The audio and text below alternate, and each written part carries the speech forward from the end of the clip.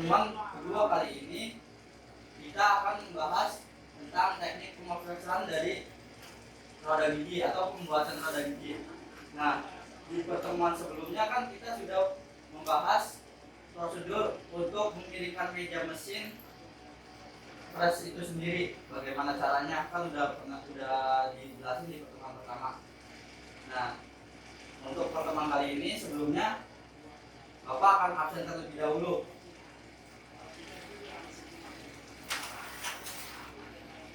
Imam Wahyudin, Saya Pak.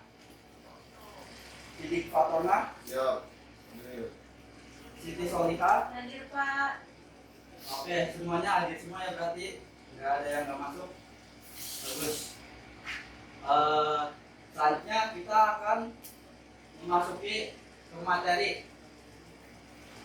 Nah, bagaimana materi atau prosedur pembuatan roda gigi helix itu. Nah, tujuan pembelajaran kali ini itu diharapkan siswa memahami dan mampu membuat perhitungan pemotretan roda gigi helix. Jadi nanti Bapak akan menjelaskan perhitungan dari pembuatan roda gigi helix tersebut. Nah, yang kedua diharapkan siswa memahami dan mampu membuat pengoperasian helix. Jadi setelah kita memahami perhitungannya, diharapkan nanti siswa itu bisa praktek langsung untuk pembuatan roda gigi helix tersebut. Nah, di sini ada bagian utama dari roda gigi helix atau roda gigi miring ya. Bisa dilihat di gambarnya. Di sini ada keterangan diameter jarak bagi atau B itu dari sini ke sini. Terus ada diameter kaki gigi, ada DF. Nah, ini jaraknya itu dari sini ke sini. Ada juga tinggi giginya, tinggi gigi ini dari sini ke sini. Terus diameter kepala itu keseluruhan diameter roda gigi tersebut. Terus ada F, tinggi kaki gigi. Ini ada di sini nih. F. Terus ada sudut kemiringan. Nah, kalau roda gigi miring kan pasti kan mempunyai sudut kemiringan. Terus ada jarak antara busur gigi diukur dari alas. Terus ada jarak antara busur gigi normal. Nah, di bagian-bagian utama roda gigi ini seluruhnya ada ini. Apa di sini ada yang ditanyakan? Tidak. Oke. Kalau gitu selanjutnya ada perhitungan ukuran-ukuran utama pada pembuatan roda gigi miring. Jadi untuk pembuatan roda gigi miring itu kita perlu apa saja sih yang dihitung atau yang alat-alat yang diperlukan itu apa? Di sini ada modul gigi. Jadi itu kita menggunakan pisau modul kalau untuk pembuatan roda gigi. Terus ada diameter jarak bagi, diameter kepala, diameter kaki gigi. Nah, ini semua dihitung. Ada tinggi kaki gigi, tinggi kepala, dan gigi menurut standar gigi yang berlaku. Terus ada jarak antara poros, terutama sudut giginya, karena kita akan membuat roda gigi miring bukan roda gigi lurus, jadi ada sudut giginya. Terus ada angka transmisi untuk roda gigi yang berpasangan. Next. Di sini langkah-langkah ya atau prosedur perencanaan pemotretan roda gigi miring. Jadi apa saja yang harus dihitung, apa saja yang harus dilakukan sebelum pembuatan itu. Pertama ada perhitungan ukuran roda gigi miring. Nanti saya akan menjelaskan apa saja sih perhitungan yang diperlukan dalam pembuatan roda gigi miring itu. Terus pemilihan pisau press dan tidak semua pisau press itu bisa untuk pembuatan roda gigi miring. Jadi kita harus bisa memilih pisau press sesuai dengan kegunaannya. Terus ada pemasangan roda gigi pengganti, ada pemasangan benda kerja, setting pahat, terus ada benda kerja, setting meja mesin press, setting dalam pemotongan, dan yang terakhir ada pemotongan gigi miring. Nah, di sini itu tuh termasuk bisa kita lihat ya di sini tuh perhitungan roda gigi miring. Jadi sebelum kita membuat roda gigi miring itu hal-hal apa saja yang harus dihitung. Terutama misal kita akan membuat roda gigi miring dengan jumlah giginya 30. Dengan pisau modul yang kita gunakan itu modul 2 dan sudut kemiringan ke kanan itu sebesar 20 derajat. Nah, hal yang pertama yang harus dihitung adalah kita harus menghitung modul keliling.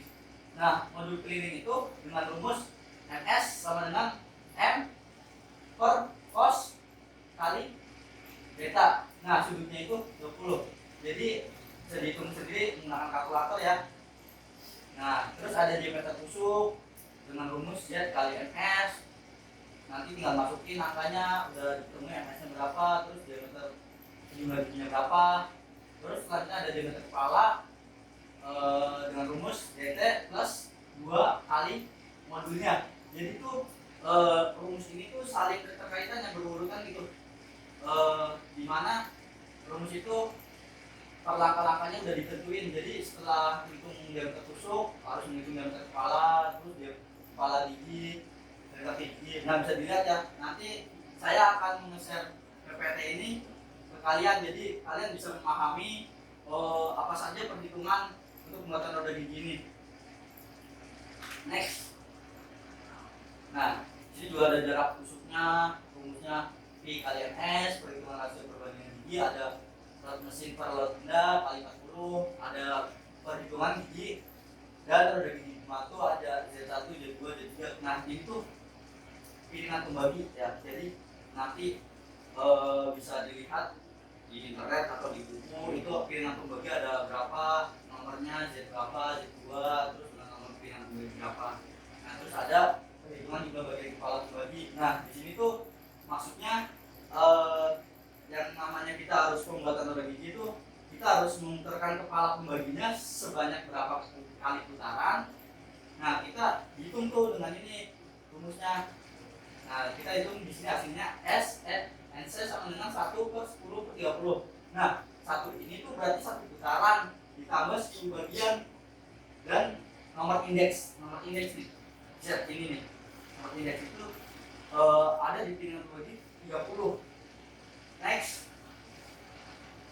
Nah, seperti yang tadi saya jelaskan, dalam proses pengopresan roda gigi itu tidak bisa menggunakan semua pisau fresh. Jadi kita harus memilih pisau fresh sesuai dengan kegunaannya. Nah, di sini ada macam-macam pisaunya. Nah, karena kita di sini membahas roda gigi miring atau roda gigi helix, jadi kita akan menggunakan pisau modul. Bisa dilihat ini ada pisau modul seperti ini macam-macam pisaunya. Oke, next. Selanjutnya ada pemasangan roda gigi pengganti. Nah, beberapa hal yang harus diperhatikan dalam pemasangan roda gigi antara lain ada pertama adalah kriteria pengunci pergerakan plat pembagi. Ini kita harus diteliti pengunci gerakan platnya itu. Nah, yang kedua pastikan putaran guna kerja dan media pada arah yang benar, jangan sampai salah. Terus yakin bahwa roda gigi terpasang dengan benar dan berputar dengan bebas, tidak dikunci. Jadi ini berputar ya, kalau nggak berputar itu namanya bukan roda gigi. Nah, sampai di sini ada yang mau ditanyakan? Oke, kalau begitu selanjutnya next. Nah, selanjutnya ada pemasangan benda kerja. Nah, pasti dalam proses pengopresan atau pembuatan pasti kan benda kerja itu harus dipasang gitu ya. Nah, kalau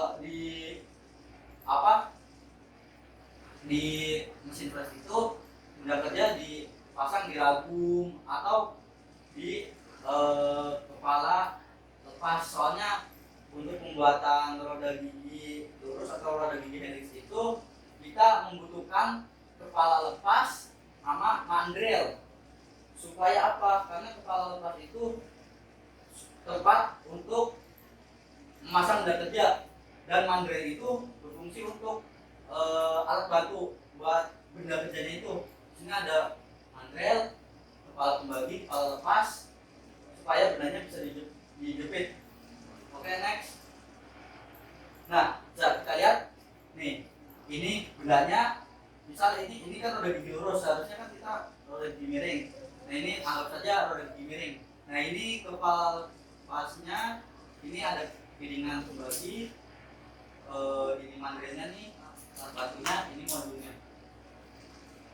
Bisa dilihat. Oke, next. Nah, langkah selanjutnya adalah setting pahat terhadap benda kerja. Nah ini tuh langkah terpenting ya, karena apa? Sebelum kita melakukan kerjaan, stres atau bubut, kita harus men-setting pahatnya dulu, misalnya dulu bagaimana gitu. Nah di sini tuh pahat diatur pada kedudukan meja mesin dan menempatkan pahat pada sumbu dengan benda kerja. Nah saya kasih contoh saat ini. Nah kita mau men-setting pahat terhadap benda kerja. Jadi ini misal pahat nih. Jadi kita harus simetris dengan benda kerja, lurus, supaya pas nanti di kepala pembagi di proses perhitungan yang tadi putaran itu pas itu, tidak ada yang ininya lebar, ada yang ininya tipis. Jadi sebenarnya ini harus lebarnya sesuai gitu. Makanya diperlukanlah setting pahat terhadap benda kerja. Selanjutnya ada setting meja mesin press. Nah, untuk pertemuan lalu kan sudah diajarkan setting meja press gitu ya, untuk pemiringan ataupun untuk pengopresan biasa. Nah, meja mesin itu diatur sesuai dengan sudut yang akan dibuat. Misalkan sudut 20. Jadi untuk pembuatan roda gigi miring kanan itu putar ujung kanan meja mendekati kolom. Jadi nanti diputar nih, misal sesuai sudutnya kan ada 30, 40. Ini dikendorin dulu, baut-bautnya itu baru diputar, terus dikencangkan lagi. Dan untuk pembuatan roda gigi miring kiri, putar ujung kiri meja mendekati kolom, sebaliknya dari roda gigi miring kanan. Oke, next. Nah, selanjutnya ada setting dalam pemotongan. Nah, dalam setting dalam pemotongan itu maupun pembuatan roda gigi lurus atau pembuatan roda gigi miring itu sama saja. Jadi untuk pembuatan roda gigi lurus atau miring itu kedalamannya itu 2,25 dikali modulnya. Jadi kita misal modulnya menang modul 2, berarti 2,25 kali 2. Kalau misalnya kita menggunakan modul 3, berarti kita 2,25 kali 3. Oke, next. Selanjutnya ada pemotongan roda gigi miring. Nah, beberapa hal yang harus diperhatikan dalam pemotongan roda gigi miring, antara lain kecepatan pemakanan lebih rendah daripada kecepatan pemotongan roda gigi lurus. Jadi dalam pembuatan roda gigi maupun pembuatan apa saja, misalkan mesin press atau pembubut, pasti kita harus memperhitungkan juga kecepatan pemakanannya supaya tidak terjadi pisau patah atau bendanya rusak. Nah, putaran pisaunya juga diatur sesuai dengan jenis bahan yang digunakan dan bahan pisaunya apa. Tuh. Nah, pemakanannya seharusnya dilakukan secara otomatis. Nah, seharusnya tuh kalau pembuatan roda gigi lurus atau apa tuh emang harus otomatis. Bisa sih secara manual, dan malah diwajibkan manual karena untuk siswa SMK itu belum diperbolehkan untuk melakukannya secara otomatis karena bahaya, bisa aja mejanya tuh terpental karena lupa nggak dimatiin otomatisnya atau bertanda jadi lupa mejanya terpental gitu. Yang bahaya, jadi dilakukan secara manual saja. Oke, next. Nah, nanti kan materi Bapak udah saya materinya semuanya udah disampaikan semua bro. Nah, nanti Bapak akan mengasih tugas apa perencanaan tadi, perhitungannya seperti apa, nanti dikelompokkan menjadi satu kelompok 2 orang. Nah, bisa dilihat ke perhitungannya tadi, nanti itu angkanya diganti saja. Nah, jumlah giginya diganti 40, modulnya 2, sudutnya 30 derajat ya. Itu buat tugas. Oke, sampai sini ada yang mau ditanyakan? Sudah cukup. Baiklah, kalau begitu kurang lebihnya Bapak akhiri. Semoga apa yang Bapak sampaikan itu bisa bermanfaat bagi kalian semua, dan nantinya di saat kita udah mulai praktek, kalian diharapkan bisa melakukan pembuatan roda gigi tersebut. Kurang lebihnya mohon maaf. Wabillahi taufiq wal hidayah. Wassalamualaikum warahmatullahi wabarakatuh. Waalaikumsalam warahmatullahi wabarakatuh.